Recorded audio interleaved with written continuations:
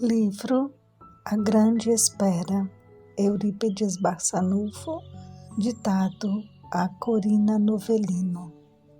Capítulo 12. No povoado essênio.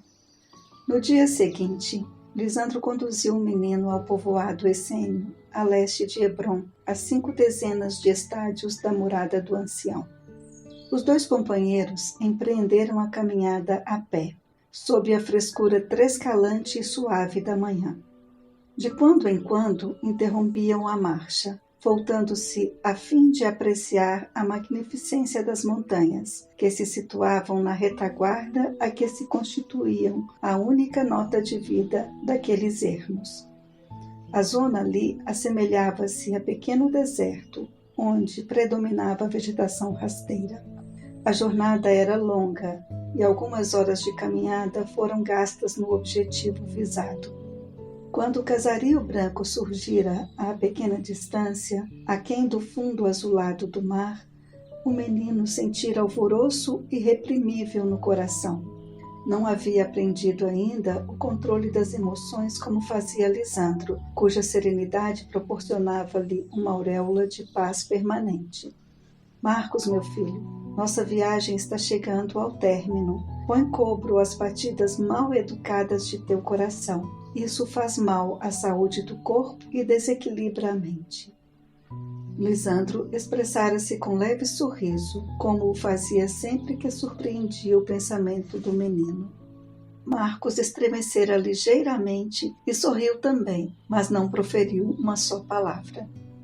As casas muito brancas, vislumbradas a muitos passos à frente, pareciam desabitadas. Grande silêncio banhava aquelas paragens melancólicas. O coração do menino confragera-se dolorosamente à ideia de que ficaria ali, distante dos entes mais amados de sua alma. Lisandro interpôs-se mais uma vez às reflexões íntimas do companheiro amado, asseverando-lhe: muitos corações chegados ao teu esperam-te aqui, meu filho. O menino sorriu francamente. Na verdade, era um perigo pensar junto de Lisandro. Havia atingido o povoado e passavam defronte a dezenas de casas silenciosas, cujas portas e janelas achavam-se abertas de par a par. Marcos indagou surpreso: onde estão os moradores? Os adultos, atendeu o ancião, encontram-se nos campos, próximos da vertente oriental das montanhas que ficaram para trás. E os meninos adolescentes trabalham na cerâmica, que se localiza a poucos estádios daqui, quase às margens do mar. E as mulheres? Perguntou o menino. As poucas mulheres do povoado são assalariadas e possivelmente acham-se entregues aos labores do tear ou nos trabalhos domésticos. Contudo, a maior parte dessas casas encontram-se vazias, até que os ocupantes cheguem das tarefas diuturnas. Marcos arregalou os olhos, na dilatação da surpresa. Como? Casas totalmente abertas, sem os donos para garantir-lhes a segurança? Aqui não há necessidade de vigias, filho. As propriedades pertencem a todos. Os vestuários são usados em comum. A divisa social de nossa gente é todos por um por todos. Entendeste? A vida aqui deve ser extraordinariamente bela, admitiu Marcos com entusiasmo. Tão bela, meu filho, que é necessário ter o coração preparado para compreendê-la e senti-la. Nossa seita conta quase 3 séculos de existência e não possui mais de 4.000 adeptos.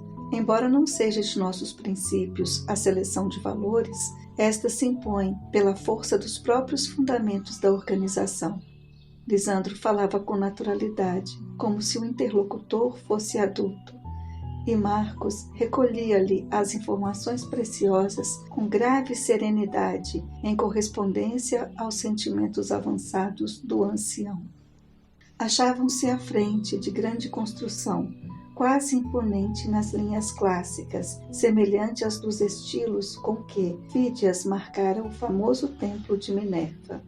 O edifício se destacava dos demais pelo tamanho e pela localização. Era a mais ampla de todas e situava-se no centro da povoação. Aquela casa rompia alegremente as alturas e as portas largas que lhe rasgavam as paredes. Deixavam uma visão livre para o salão de entrada, circundado por colunas jônicas. Lisandro explicara que as colunas foram construídas com argila, que as mãos hábeis dos artífices essênios fabricavam a base de areia lavada. O coração de Marcos agitava-se num crescendo de entusiasmo e interesse. Começo a compreender agora quão vazia era minha vida, exclamou o menino, fascinado por tudo quanto recolhera da sabedoria de Lisandro. Tudo tem hora determinada, meu filho, esclareceu Lisandro com carinho.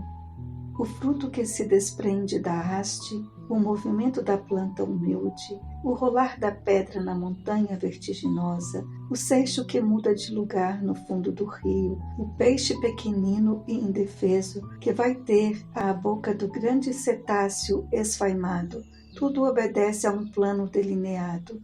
Se, aos seres das camadas inferiores, acontecem dessas coisas, que dizer da criatura humana que já sente de mais perto o fasto da vida, que já percebe a centelha vital que tantos milênios dormitou nas pedras, vibrou nos vegetais, para depois despertar nos animais?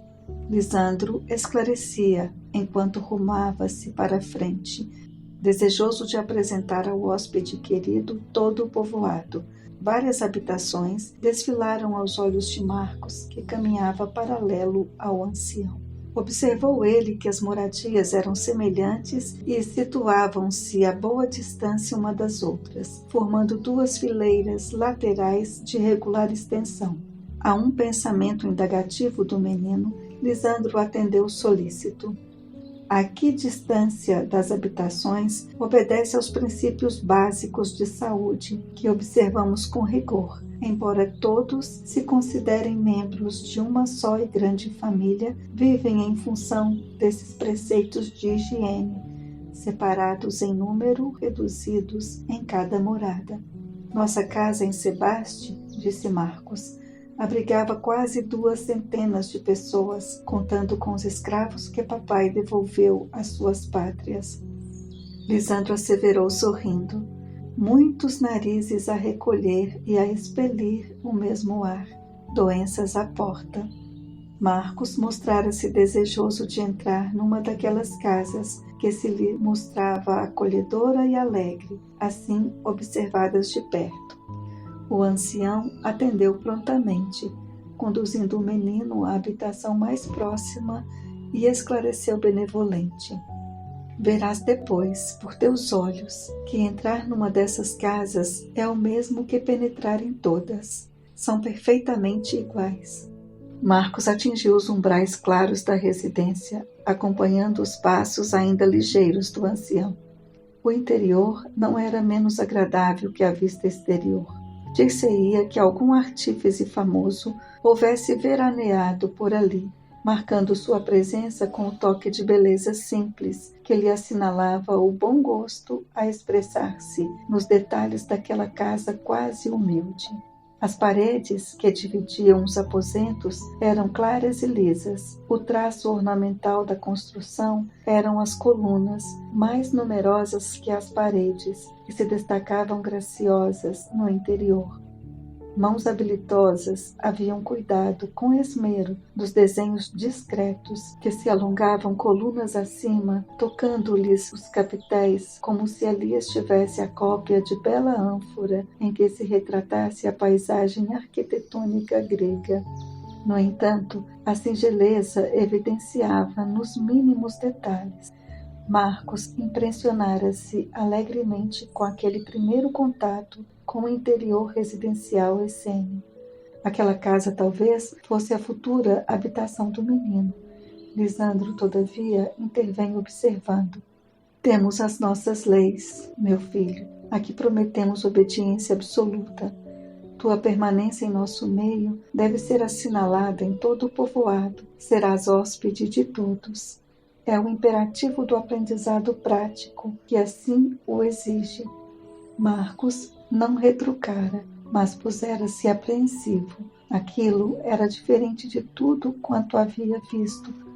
A alma forte, porém, retemperava-se-lhe ao simples influxo do olhar de Lisandro, que o abraçou ternamente em silêncio. Marcos falou após ligeira pausa. Quando chegarão os moradores? Estarão de volta quando o sol houver transposto a linha do horizonte, atendeu Lisandro. Enquanto aguardavam a chegada dos companheiros, foram ver o resto da casa. Penetraram de mãos dadas todos os aposentos. Aliás, em número reduzido, eram arejados e limpos. Um deles, o mais amplo, achava-se ocupado por esteira caprichosamente confeccionada, de fibra vegetal e coberta por alvíssimo tecido grosseiro. O aposento, ao lado direito do salão de entrada, era tomado por bancos de madeira, onde se podiam notar discretos desenhos manuais. Pequena mesa ao centro da sala fazia adivinhar o recanto sagrado dos estudos. Assim era, segundo a informação de Lisandro. Nesta sala se resume a vida essênia. Terás disso sobejas provas mais tarde, meu filho. A Marcos pareceu, pelo tom da voz do ancião, que o generoso amigo, nada mais de importante, teria de revelar-lhe naquela hora de estranhos júbilos. O menino deixou-se ficar num daqueles bancos trabalhados com acentuado gosto artístico. Lisandro retirara do capitel de uma das colunas, fronteira ao aposento, um rolo de pergaminho e o desdobrava com visível interesse. Marcos fechou os olhinhos cansados, mas o coração estava bem desperto para as maravilhosas impressões que o banhavam generosamente.